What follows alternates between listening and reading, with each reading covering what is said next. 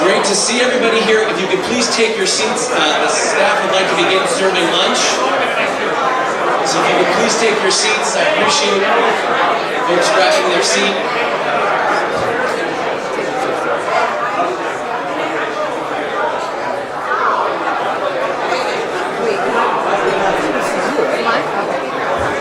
As you're taking your seats, it's my pleasure to introduce our MC for today.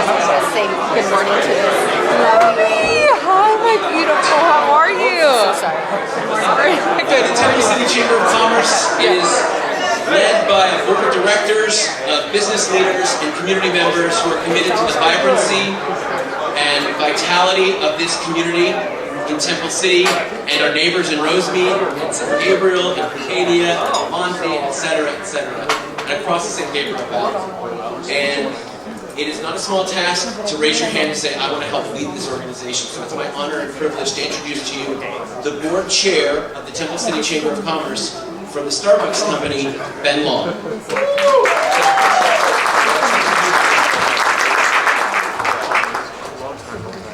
Right, good morning. I think it's still good morning, maybe good afternoon now. But good afternoon, everyone, and welcome to our Temple City State of Public Safety. Hello, my name is Ben Long, and I'm the board chair of the Temple City Chamber of Commerce. I'd like to welcome everyone to the 2026 State of Public Safety in San Gabriel Valley. Today's event is hosted by Temple City Chamber of Commerce, and definitely want to thank you to all of our sponsors. Our title sponsors, TransTech,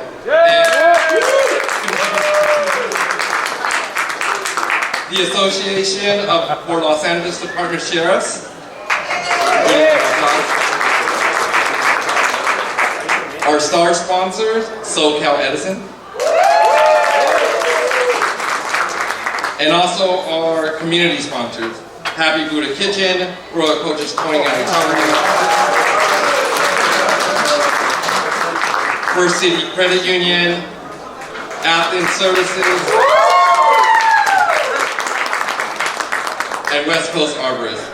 I also wanted to thank the City of Rosemead and the Rosemead Chamber for helping to support in partnership to host this event today. And I also want to thank you to my board team over here in Temple City Chamber. I have Sir Khan and Becky as well here today to support us. We're also going to be joined today by representatives of elected officials in the San Gabriel Valley. So I'm trying to list everybody here. So I got the City of Temple City. I have Mayor Pro Tem William Mann, Council members Tom Chavez, Vincent Yu, and Ed Chen.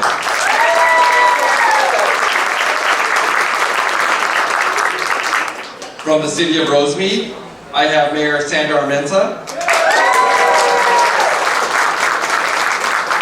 and Mayor Pro Tem Polly Lowe.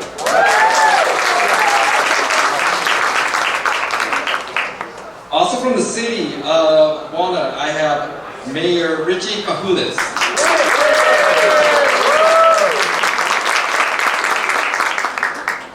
I have Vice Mayor from San Marino, Calvin Lowe.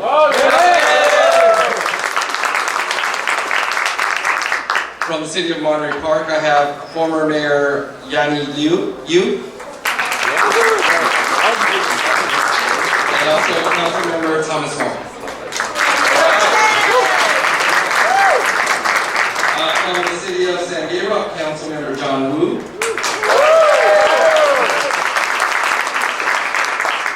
The City of Diamond Bar, I have Council Member Chiu Yu Tang. And from the City of Azusa, I have Mayor Robert Gonzalez. And Council Member Sabrina Bo. And we have representatives from Assembly Member Mike Fong's office, Fiona Lam. Brendan Hidalgo from District Supervisor Catherine Barger. And Elaine Pang from Senator Sasha Renee's President's office. Today we are pleased to present the 2026 State of Public Safety in the San Gabriel Valley. the Temple City Chamber is committed to providing our businesses and broader community the support to be a safe place to live, work, and truly build a community. And we couldn't do it without our partners in the city of Temple City. As such, please welcome Mayor Pro Tem William Mann to the stage to lead us in the Pledge of Allegiance.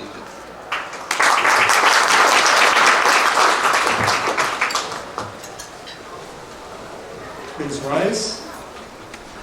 Please face the flag. Pledge of Allegiance. Ready? Begin. I pledge allegiance to the flag of the United States of America and to the republic for which it stands, one nation, under God, indivisible, with liberty and justice for all.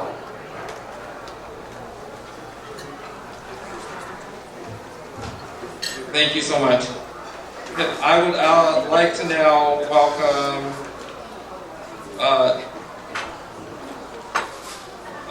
Julia Stern from the Association for Los Angeles Department Sheriffs, who will be leading us in singing the national anthem.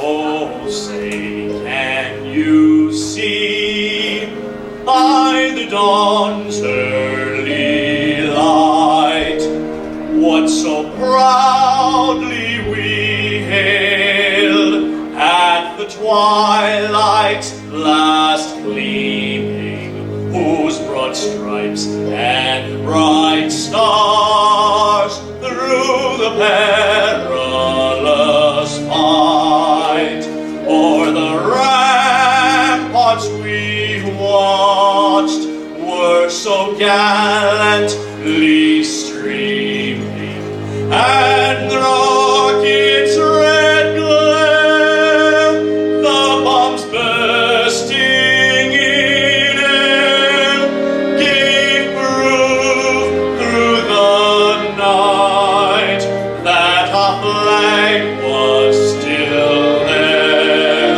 Oh, say does that star-spangled banner yet wave o'er the land of the free and the home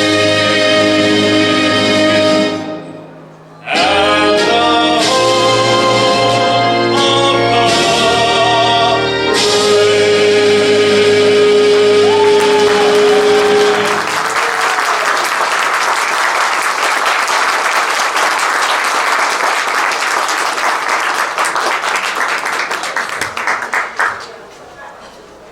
Thank you, Julian. It is now my pleasure to introduce our two title sponsors to the stage to present our keynote speakers. First, please join me in welcoming Rafaela Diaz from Transtech. Transtech is an integral member of our community here in Temple City, both as a public agency, partner, and supporter of our local businesses as part of the chamber. Round of applause for Rafaela.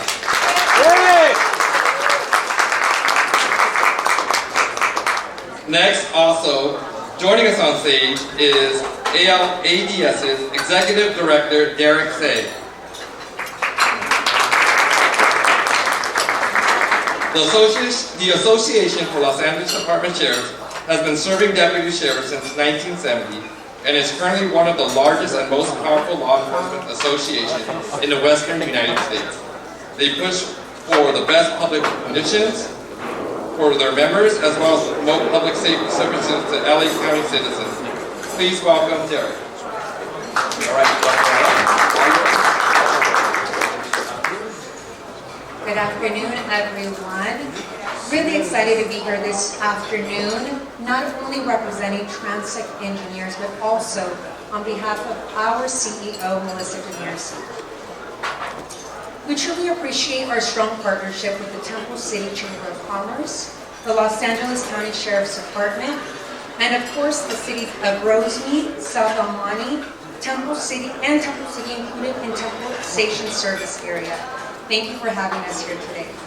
As Ben mentioned, Transect is a core partner with the city and communities that we serve. In fact, Transect provides professional engineering, construction management, and building and safety services to 20 of the 31 cities in the San Gabriel Valley region. We truly love the San Gabriel Valley, and I'm excited to be able and honored to be able to introduce today's speaker.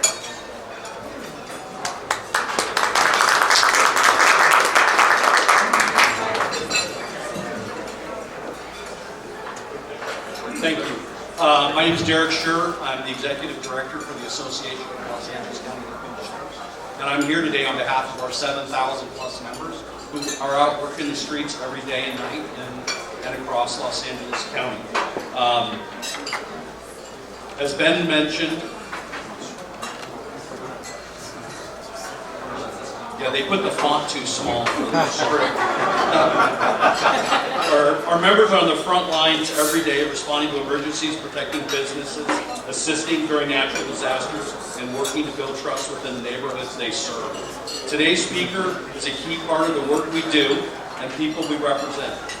I'm excited to join Melissa in welcoming him today.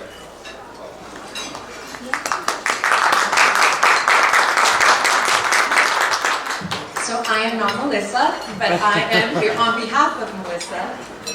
Thank you very much, Derek. And now for the moment that we've all been waiting for.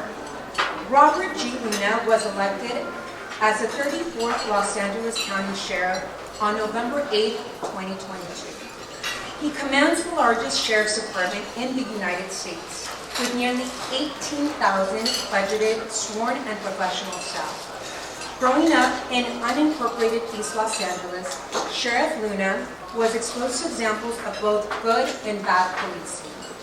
A positive interaction with an LA County Sheriff's deputy inspired him to become an officer and help shape his philosophy on relationship-based policing, specifically in communities of color.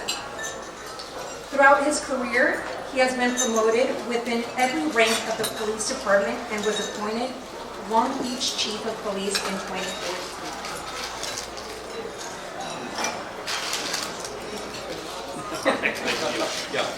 Sheriff Luna is a graduate of the FBI National Executive Institute and its National Academy, Harvard University's Program for Senior Executives in State and Local Government, and the USC Delinquent Control Institute. He holds a Master's in Public Administration from Cal State Long Beach. We are honored to have him here today and be hearing from him. So please give a warm welcome to today's keynote speaker, Sheriff Robert Luna.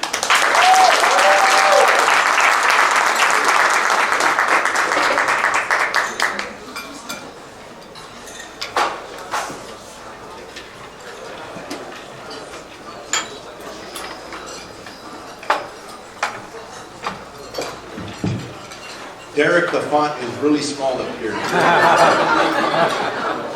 No, I can't tell you how much I appreciate the fact that each and every one of you took a little bit of time on this Friday afternoon to come and listen to ideas and things that we at the Los Angeles County Sheriff's Department are accomplishing. But before I get to my statements, a couple of things.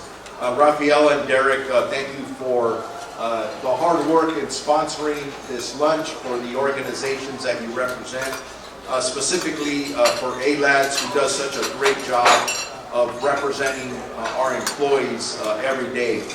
And I've got to tell you, as most of you are aware, we experience our share of tragedies within the Los Angeles County Sheriff's Department because of the type of work that our men and women do in serving all of you. And in those instances where we have to make either a death notification or something along those lines, one of the first phone calls that we always make is to our partners at ALADS. And what they do for our families in the most difficult times is nothing short of amazing. So I appreciate that.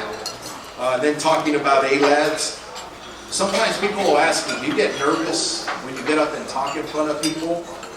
And I'd be lying if I said no, there's always a little bit of anxiety, right?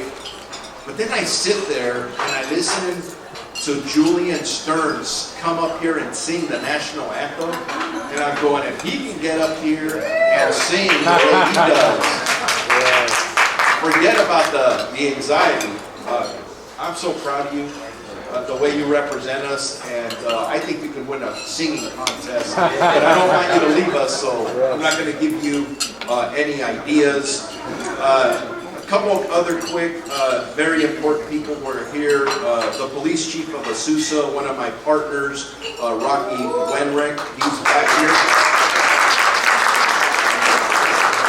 Make sure that everyone at that table gets their food before he gets his hands on it, because it's going to disappear. I've eaten with him. He loves to eat. And then Captain Mesa, before you grab a handful of food yourself, for the remarkable job that you're doing in your leadership out here, leading our men and women, many of them who are sitting around that table, with his commander sitting to his right. You guys are incredible. And I've got to tell you, I tell people often, and you'll hear some of the statistics, that the job of a deputy sheriff or a police officer is hands down the most difficult job in America. Very little people can do that job, but yet they are criticized. Everyone can Google the answers of how to do just about anything, but I'm going to tell you something, they're my heroes because of what they give up on a daily basis, both physically and mentally, to make sure that our children can walk to school, to make sure that we can shop, to make sure we can go to our parks. So, from me to you, nothing but love and respect to each of you wearing this uniform. You are amazing, and thank you for the sacrifices you and your families make to keep us safe. Give my hand, please.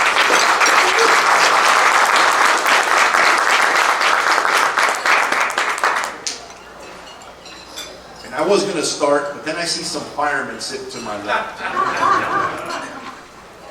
Our brothers and sisters at the fire department, LA County Fire, you guys are great partners. You do such great work. We're really proud to say you are our partners. So thank you for being here and the work you're going to do.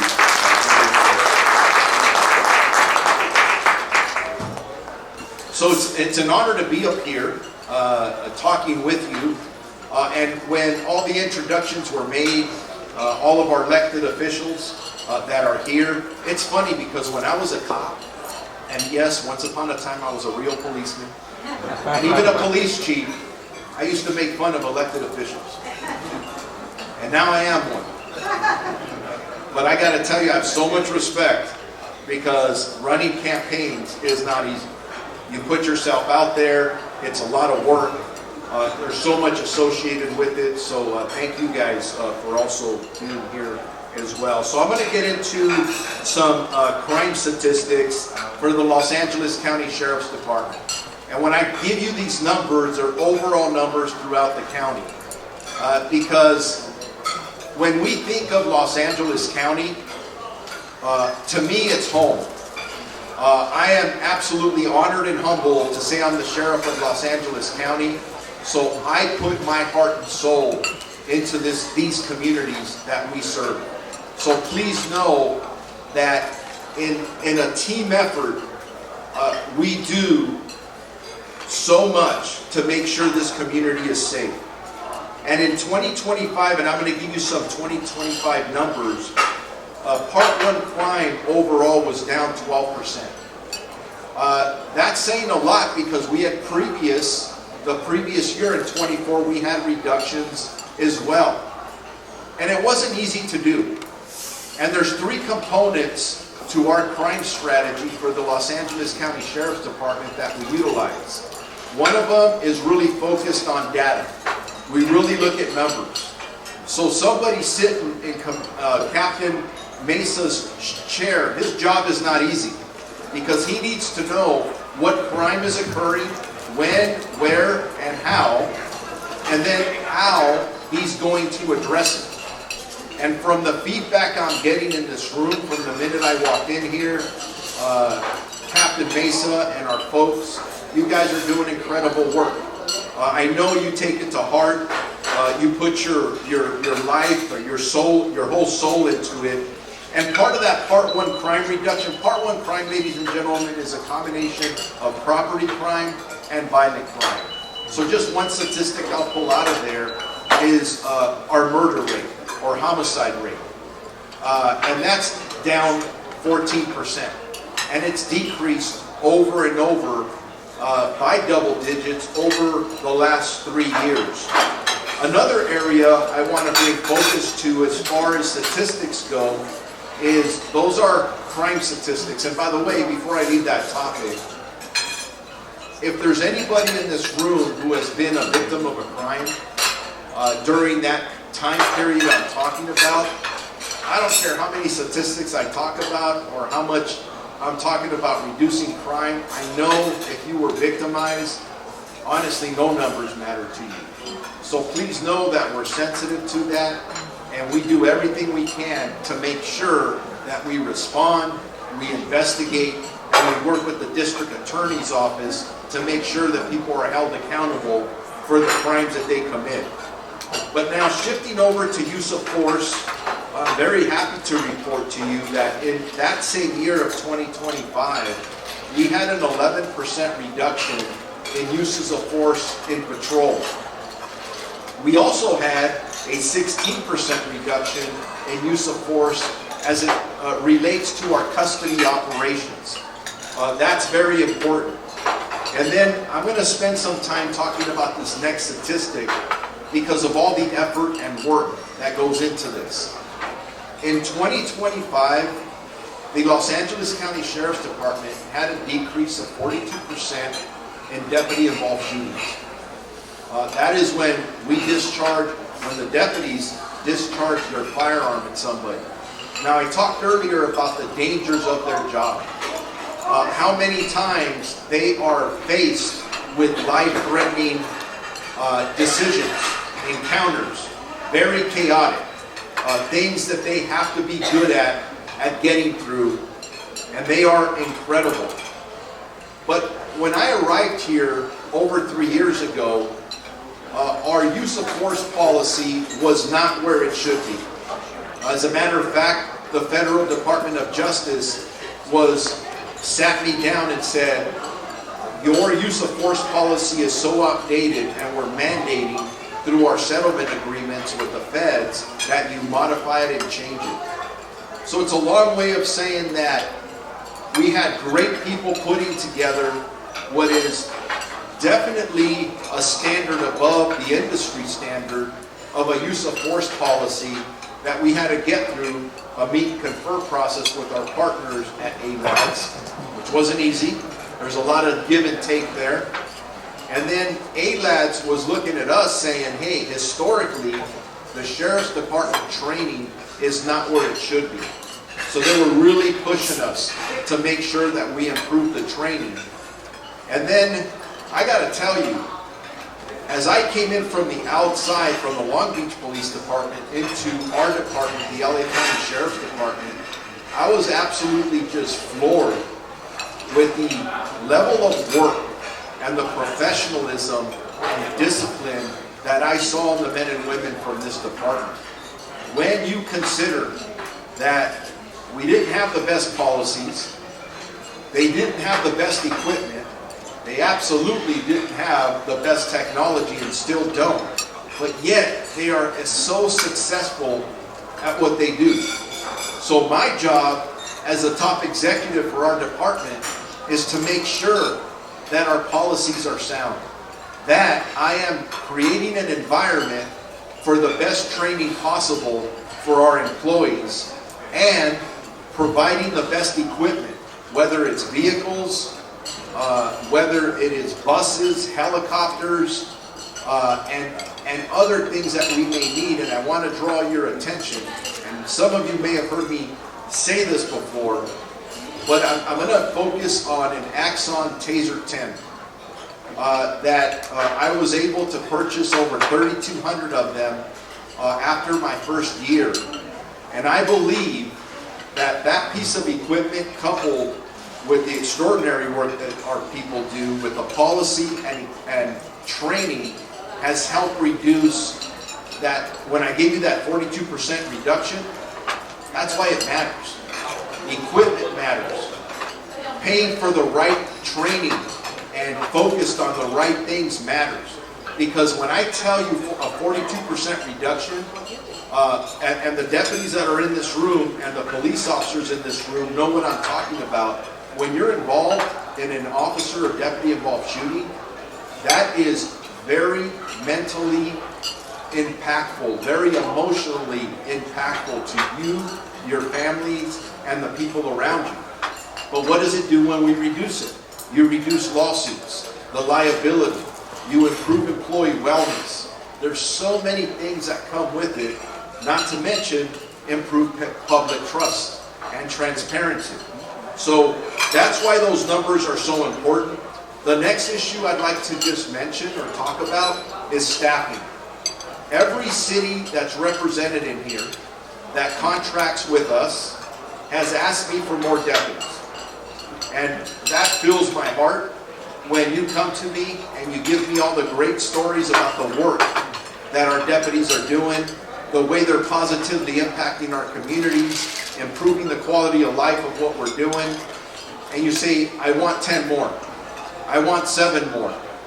And I would love to give them to you. But right now, when I came into the department, I inherited a very significant staffing deficiency. We were well over 1,000 deputies short. And we had another 1,000 vacancies in our professional staff ranks. So we've been working very hard to make sure that we're filling those ranks. And one of the things that I made sure I did is I hired a marketing firm. And this marketing firm was really focused on what and where and how we were recruiting. Since we hired this marketing firm, we've improved our recruiting by 25%. And so our classes are getting bigger. And I know I get the questions is, are the Board of Supervisors supporting you when you come in asking for more deputies? And the answer is unequivocally yes. I have a very good relationship with all 5 of the supervisors. And so I asked for 8 to 10 classes. They approved 8 to 10 classes. I just asked for that in our budget request for next year. That's still pending because there's a lot of financial challenges in the county. But recruitment is doing better. But interestingly enough, and those of you who own businesses or associated with cities, and most of you are in here, if you look at a graph of our staffing for the Sheriff's Department, we have a lot of new people because we've hired a lot of new people, and we have a lot of people who are very senior. What we're missing is a lot of people in the middle. Just because of years past where there have been freezes on hiring. So the other part of retention from a staffing perspective that I got to focus on is how do I retain employees? So please know that even though it may impact some of the cities in here as we move forward, I have been very public about asking for raises for our employees. They need to be compensated at a very fair amount, at minimum equal, if not superior to the agencies around us, because we lose people. There are agencies that are offering bonuses to come and work for them. I don't want to lose people. The other thing I'm working on very diligently with our supervisors and our administrators in the county is what I'm calling a STAR program. A STAR program is very similar to a DROP program. So when I looked at our staffing models to serve our community every day, and then I look at the fact that we have the Olympics and the World Cup, on the next Super Bowl here with us, I wanted to figure out a way to retain employees so we can hold on to people and have this adequate staffing that we need. So I came across our budget folks were really good about coming forward with a plan that is cost neutral to the county. And we're making a lot of progress on that. Won't get into more detail because it's still at the negotiating table. Long way of saying there's a lot of work we're going on regarding recruitment and retention. And even though I have a current moratorium on assigning deputies, new deputies to stations, hang in there with us. We're being creative.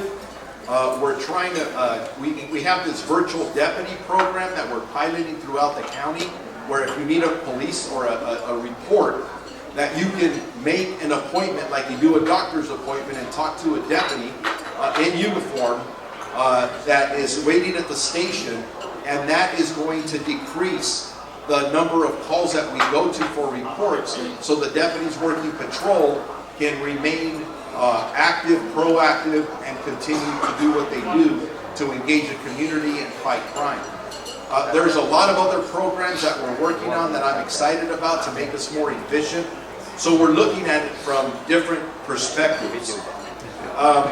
The other thing I'd like to talk about, and I already touched on it, is I'm making sure as a sheriff that anytime we make new purchases of equipment, I'm going to use buses as an example.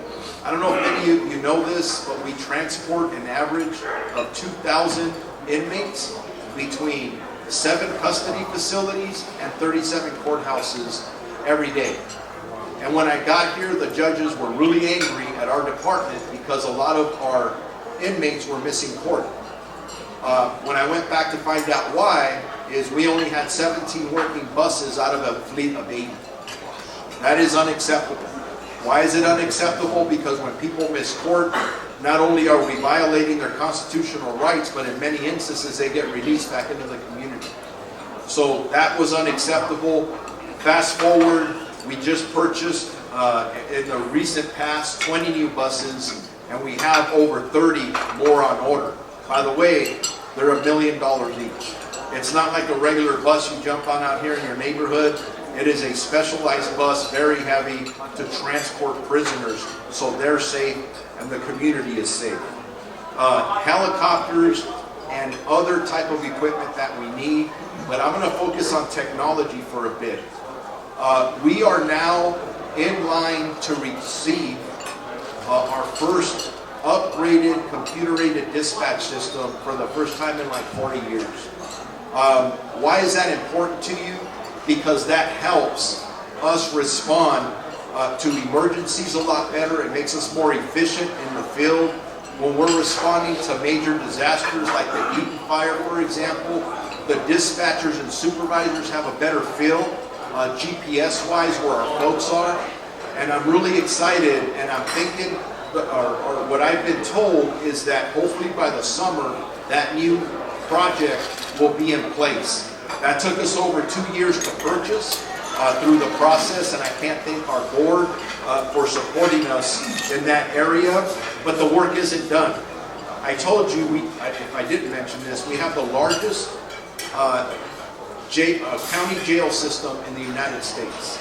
I average about 13,000 people per day in my care in the 7 custody facilities.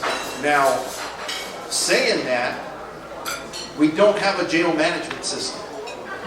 Largest jail system really in the world, and we don't have a jail management system. So we're working towards that. And again, I give our deputies and employees all the credit in the world. They've been trying to do the best they can with what they've been given. Not good enough. My job is to get them the systems, put it in their hands so they're much more effective. But as I'm talking about custody facilities, I'm going to veer off a little bit, and I want to bring something to your attention that I think is very critical to each and every one of our communities. I don't know if you're aware of this, but the current board policy as it exists today is to close down Men's Central Jail with no replacement. For those of you who are not aware, and by the way, I do agree we are in agreement that Men's Central Jail needs to be closed down. My disagreement is it needs to be replaced.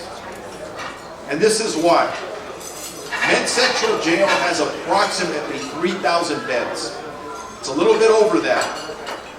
And what happens to the people or those beds or that bed availability if it goes away? That means there's going to be 3,000 people out here that shouldn't be out here. And I am not the kind of person who believes that everybody should be in jail. I do believe that the right people need to be in jail.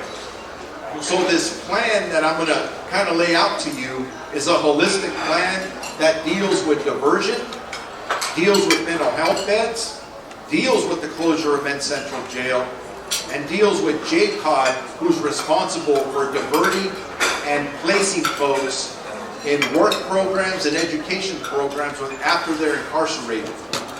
And so what I'm going to mention to you is my vision of what I'm calling a correctional care center. And what the way I see it, simply put, is that if you're incarcerated, within the first 4 hours that you stay with us, that a social worker, this is after you get mentally and from a health perspective get assessed, that a social worker gets to determine what your needs are. And once they determine what your needs are, they would place you within this correctional care center, so that the goal is to provide wraparound services if you're mentally ill, if you're addicted, or there's any other challenges. Because, ladies and gentlemen, I believe it's our job that when you get out of our custody, we made you a little bit better than when you came in. Because here's the problem. Right now, we're letting people out without the appropriate services. So what happens? They offend again. We're not getting them the appropriate mental health care or the addiction services. And there's a lot of people who are addicted to narcotics. And it's directly related to a lot of the crime that's occurring. And I got to tell you right now, the way our system works, we're also a pipeline to homeless camps. That is unacceptable. That's why I'm trying to change it. And that's why I'm going to talk to everyone I can to make sure that I'm getting your support to make sure we do that. Because we need to change this once and for all. So that's the Care Campus we're talking about. Then I'm going to wrap up my comments because there's so much to talk about. And I'm going to be here if anybody has any questions. And actually, I may open it up to some questions, just a couple of them as you're enjoying your lunch. But I also want you to know that as we are concerned about everyday safety, everyday care for the people in our custody, transportation, court security, search and rescue, all these amazing things our employees do to save lives every day. I have been in the planning for what is going to be the largest Olympics ever in the history of the world. And I'm excited. People say, hey, aren't you worried? I got the best employees in the world. We can't wait. And security is the #1 reason.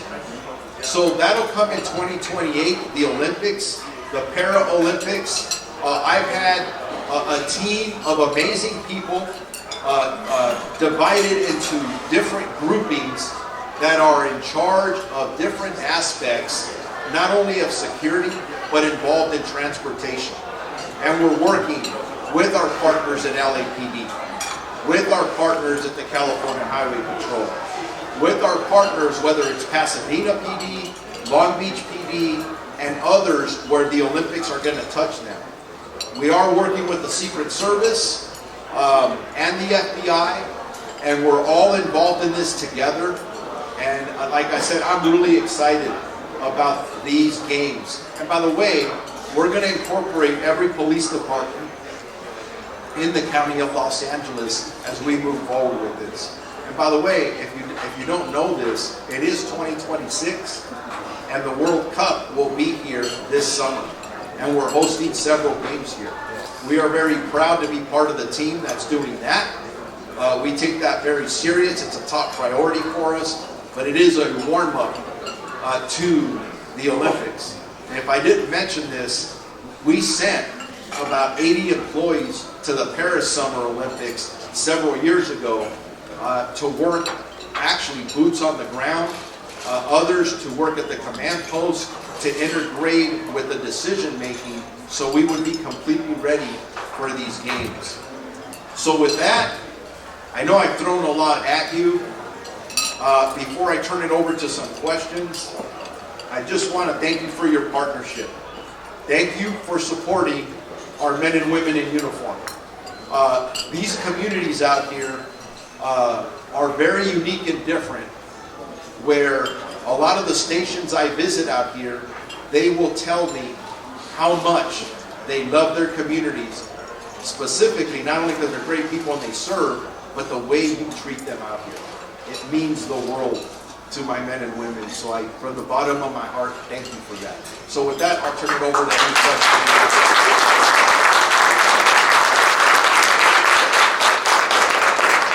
This microphone isn't working, so it looks great. Who has a question for our sheriff? I'm going over here to pretend it works. Pretend it works. Let me know who's talking. Hello, Sheriff Sacramento from the city, Mayor from the City of Rosemead, and also past president of Contract City Association. Thank you so much for being here in our city. Thank you for your officers, your deputies, officers in uniform. So my question to you is, how can we as cities better support you and your department and your amazing deputies, your amazing commanders? Just how can we be there to partner with you? Yeah, thank you for that question. How do you support our deputies? How do you better do it as a city official? And really, I can extend this to businesses in here and community members. And that is that, one, every time you see them, man, it means the world when you just say thank you for your service. I know that sounds simple, but that's step number one. Number two, when you are engaging in conversations, and I'm just going to use a hypothetical, you're at a council meeting and somebody comes in and says something very derogatory about somebody in policing. I would love to hear people say, you know what, let me get the facts of what occurred and not jump on a bandwagon to immediately attack something that they're not even aware of. Because if I've learned anything in 40 years in law enforcement, there's always two sides to every story.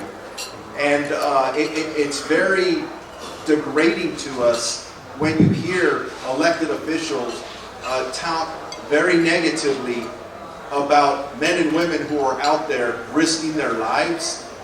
It's a tough pill to swallow, not to mention, and if I didn't say this before, we're hiring. We're trying to recruit. And when people talk negatively about our profession, somebody who wants to get in and says, why do I want to do that? Look how they talk about it. So there's a lot there you can do. And I know there's City of Rosemead, you guys are amazing. The last event I went to, I think it was a national night out. I stopped counting the pizzas in the room where the deputies were going into, like at about 25. But you guys treat them so well. And I really appreciate that. That goes a long way. And what I saw, which was really cool, I saw a lot of deputies bringing their kids, their own families, to these events. That wouldn't happen if they didn't feel safe and supported. So thank you, and that's probably the best example I can give you. Thank you. I got the microphone. Sheriff, welcome to Rosemead. My name is Daniel Dang. I'm a lawyer. 30 years ago, I filed a lawsuit against Sheriff Backer because 4 officers opened fire against a mental patient, Jasmine King, right here in the city of Rosemead. And at the time, Sheriff Backer pledged to the community that all officers will receive mental health training. Mental health has been involved in a lot of it, especially a big problem in our community. And I recently released a wonderful movie by the name of Rosemead. It documented a true case in Asian community. And that is how struggle a Taiwanese family who have a mental health issue got to do with law enforcement. I have not seen any effort from law enforcement to make effort for the sheriff or the law enforcement to understand the community. My challenge to you is that Tuesday, will you personally watch that movie by Lucio Liu, Rosemary, and then also mandate your officer to watch that to understand the community issue about the mental health and law enforcement. Second issue is that I voted for you. You are as elected as other supervisor. As a matter of fact, you get more votes than other supervisor. Will you stand up against the supervisor to protect the law enforcement public safety funding against other youth, so that the pay could be towards the wonderful women on the street rather than cater to the supervisor who have a lot of bank spending and basic of government and the taxpayer spending? Will you make those two pledges? So I'll answer number 2 first. I know there's a lot of rhetoric out there about, I even hear some people say, oh, you're too friendly with supervisors. If you look at my last 3 budget submissions and what I was able to achieve for our men and women to better police our community, I think that rhetoric would go away. Because if I had a choice of having a relationship with individuals who control my budget, not to say I agree with everything, we have drag out fights behind the scenes, or call them names and threaten them, and be in the position when I got here that our deputies were getting 0, I'll take what I'm doing now, any day of the week. And if you look at my last budget submission and testimony to the supervisors just a week ago, I think we submitted for close to $60 million of enhancements. So that's not supporting our men and women, I don't know what is. I will consistently fight not only for a bigger budget for the men and women who serve us, but I have actually submitted paperwork to our supervisors to demand a raise for my deputies and employees. So, long answer to your second question, but I'm not talking about it. I actually have documentation of the proof of what I've done. In regards to question number 1 about mental health, I would invite you or anyone else in this room to come and witness all the mental health training that our deputies have. Yes, I'm not going to address specific cases up here. This isn't a courtroom. But I can tell you that we do have tragedies, and every tragedy we have, we learn from. I don't know if anyone debriefs as extensive as our men and women do when we have a use of force, even when things go well, even when it's a deadly force situation, which, by the way, 99% of the time they get involved in a deadly force situation, they don't use deadly force. But see, no one recognizes that. They rarely say, back to your question, is, damn, they did a good job. It's that less than 1% of the time when things don't go right. Because I wish I had all the statistics up here in front of me to show you what kind of calls our deputies go to, how many times they de-escalate situations from away from using deadly force. I talked about the Taser 10 and that equipment and the advanced training that we have. So that number 1 is I've already made that commitment, and not only am I speaking about it, I'm actually doing it. And I'll tell you what, if you went and interviewed each of these deputies, which if you're an attorney and maybe you're working another case, I'd ask for representation for them before we do that, is talk to them about the training that they have compared to other law enforcement agencies. They are so way above everybody else. And I'm proud of the work that they do. But that doesn't mean I sit here and tell you we're perfect. We will learn continuously from every situation we have. So thank you for your questions. Got a question right here? Yes, sir. Hi, my name is Joaquin Carroll. I'm the Regional Safety and Security Manager for Starbucks. Number one, give it up for the Chamber of Commerce and Ben Long, one of our employees, if they're not. You can put that on your review, Ben. But I just want to give you your flowers. First off, we don't usually know. I deal with the safety and security piece, so I deal with it all the time. But we just had our event. There was a Global Day of Action downtown, the Iranian piece down there. And when we have 18 to 25-year-olds in our stores, we have to unfortunately close a couple because they were just so impacted. The thing that they said was, well, those chairs were awesome. That supported them. Now, here comes FIFA, the World Cup, and then, as you said, the Olympics, and we've been planning this for a few years. I know that you guys are going to produce the best service that you can, but is there like a website letting us know what type of work you're doing in terms of working collaboratively with like LAPD and the other officers? That gives a sense of safeness for our partners. But you know what, give it up for those guys who are great guys. Thank you. So if I had your question right, you're talking about a website just for planning for the Olympics? Or in terms of the law enforcement.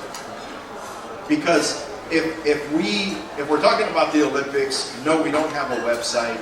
Although we're consistently putting out information publicly, because in this day and age, the way we're impacting crime, specifically with our business community, is that we work in task forces. So if we're working, for example, copper theft, retail theft, burglary, robbery task force, sometimes you see these horrific videos of people being victimized. Generally, a lot of these gangsters that are doing this stuff are working multiple agencies. So we have no choice. So we work with LAPD, CHP, FBI, Homeland Security. On immigration stuff, we work on people committing crimes, very serious and violent crimes. So I'm very proud of those partnerships. But the other part of it about the work for the Olympics, you kind of just gave me an idea that we should be putting out to our communities the efforts that are being made already in the planning. We can't get into the specific details of it, but just the fact that we're spending a lot of hours, all the big agencies have committed people that are spending a big percentage of their time already planning for these world events. So thanks for the idea. I like that. We're almost at time. We have two more questions. We have one right here and then one up front, and then we'll let everybody finish their lunch. Good afternoon. My name is Ruby Rose Yepes, and I am a school board member. I'm a school board member with Bella Linda School District in the city of South El Monte. And I really have been driving, exposing our kids to career pathways, and we've been implementing a lot. And kudos to all of the officers that serve South El Monte. They've done an amazing job with our community, with our schools, actually. You mentioned workforce and building that up. What can school districts do to help expose our kids and get them started into that career pathway? Excellent question, and thank you for your eagerness to partner with us. There's a lot we can do. As a matter of fact, I'll make sure that somebody on my staff contacts you, because if we're talking about specific schools, for example, I will make sure that whether it's our recruiters or having a helicopter land at one of the schools, they did that to me in the second grade, and I was sold. I was like, I want to do that. So there are ideas that we could bounce off of each other, because we don't only work on the kids, we want to work on the parents. Because when I did this, my mom and dad didn't want me doing this, just because of where I grew up in and the reputation and all those things. So I understand there's a lot of work to be done, specifically in immigrant communities. So let's sit down and figure out a way to do it together, because I'm all in. We need to do a better job of recruiting, even though I think we're on a really good path. But getting kids interested in this job about 4th, 5th, and 6th grade is a key. because we lock them in and say, oh my God, this is what we want to do. We bring out tables where we can talk about our Explore program and have them talk to explorers that are teenagers that are trying to get in this career, and almost like a career day to give them all the options, especially in a very large agency like ours, where you can fly a helicopter, you can have a dog, you can be a detective, you can work on a boat, and there's so many things you can do. So let's have a conversation. Thank you. We're going to go right in front for our last question. And I know a lot of other people have questions.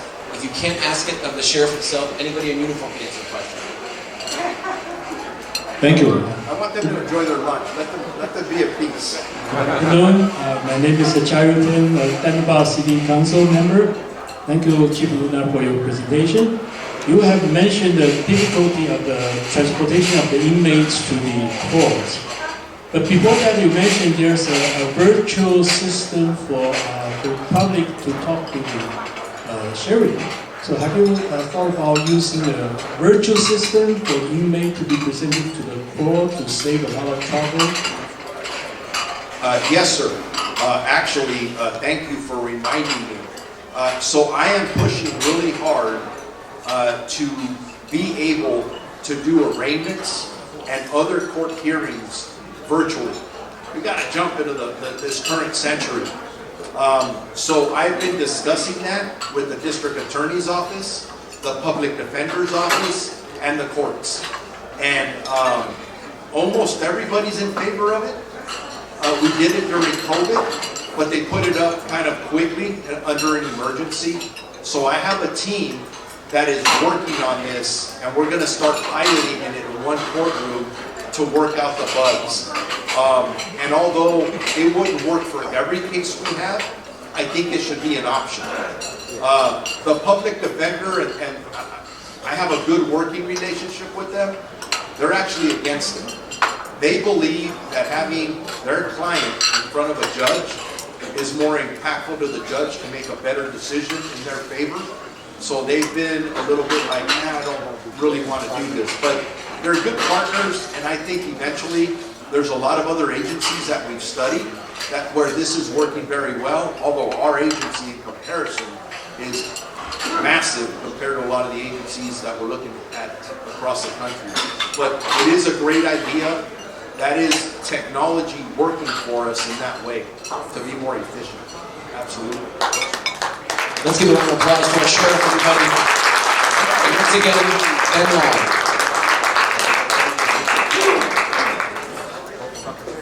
All right, thank you once again, Sheriff Luna. Let's go ahead, one more round of applause for him. Thank you so much.